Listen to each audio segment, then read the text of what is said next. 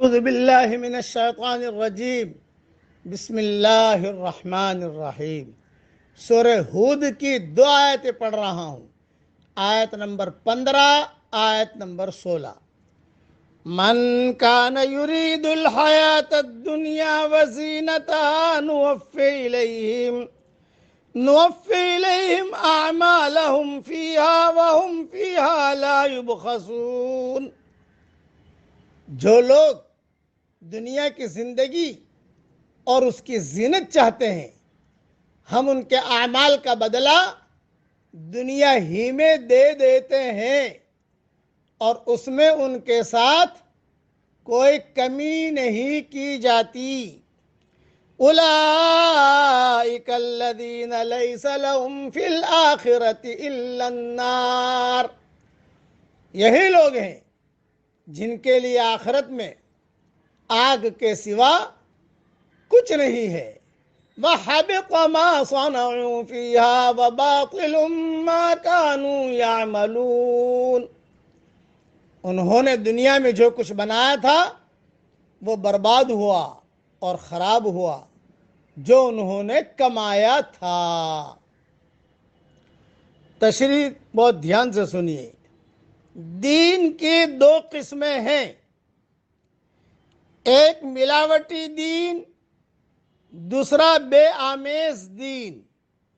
ملاوٹی دین دراصل دنیا کے اوپر دین کا لیبل لگانے کا دوسرا نام ہے۔ وہ دنیا اور دین کے درمیان مصالحت کرنے سے وجود میں آتا ہے۔ یہی وجہ ہے کہ ہر زمانے میں ایسا ہوتا ہے کہ ملاوٹی دین کی بنیاد پر بڑے بڑے ادارے قائم ہوتے ہیں۔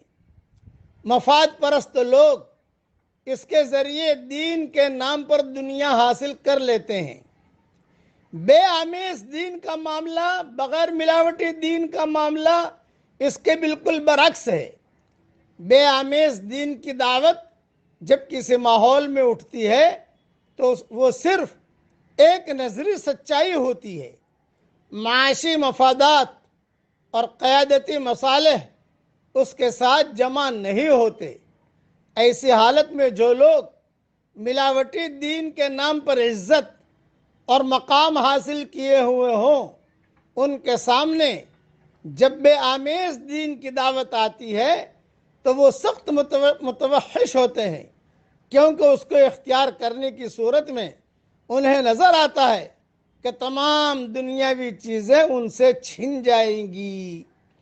اس اعتبار سے کسی ماحول میں بے آمیز دین کی دعوت کا اٹھنا وہاں ایک نازک امتحان کا برپا ہونا ہوتا ہے۔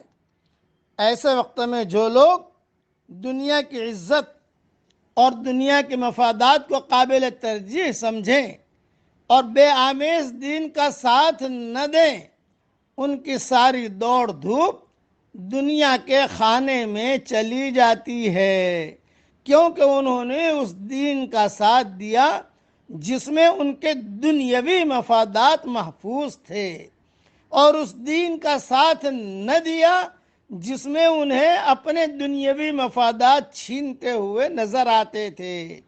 وہ بظاہر خواہ دینی سرگرمیوں میں مشغول ہوں، اصل مقصود کے اعتبار سے وہ دنیا کے حصول میں مشغول ہوتے ہیں۔ ظاہر ہے کہ ایسی کوششوں کا آخرت میں کوئی نتیجہ ملنا ممکن نہیں۔ خلاصہ کلام یہ، دین کا کام دنیا کے لیے خدا نخواستہ ہم نے کیا تو وہاں اس کا کوئی بدلہ نہیں ملے گا۔ دین کا کام صرف اللہ کے لیے کریں گے تو وہاں اس کا پورا بدلہ ملے گا۔ یہ پوری تشریح کا خلاصہ ہے۔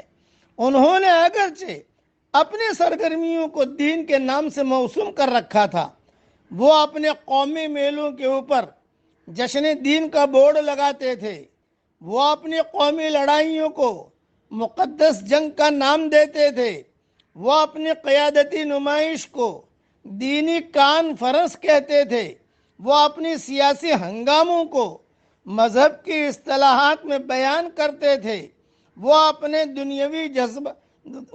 دنیاوی جذبات کے تحت دھوم دھام مچاتے تھے، اس کو اللہ اور رسول کے ساتھ جوڑتے تھے، مگر یہ ساری تعمیرات دنیا کی زمین میں تھی، وہ آخرت کی زمین میں نہ تھی، اس لیے قیامت کا زلزلہ انہیں بالکل برباد کر دے گا، اگلی دنیا میں ان کا کوئی انجام ان کے حصے میں نہ آئے گا۔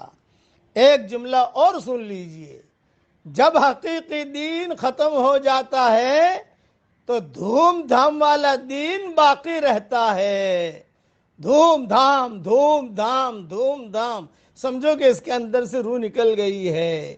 جو حقیقی دین ہوتا ہے وہاں دھوم دھام نہیں ہوتا، وہاں تو کام ہوتا ہے، آدمی کام کرتا ہے۔ اللہ تعالی حقیقی دین ہم سب کو عطا فرمائے، اور آمیزش والا دین، ملاوٹی دین سے اللہ تعالی ہم سب کی پوری پوری حفاظت فرمائے۔ آمین۔ وآخر دعوانا ان الحمدللہ رب العالمین۔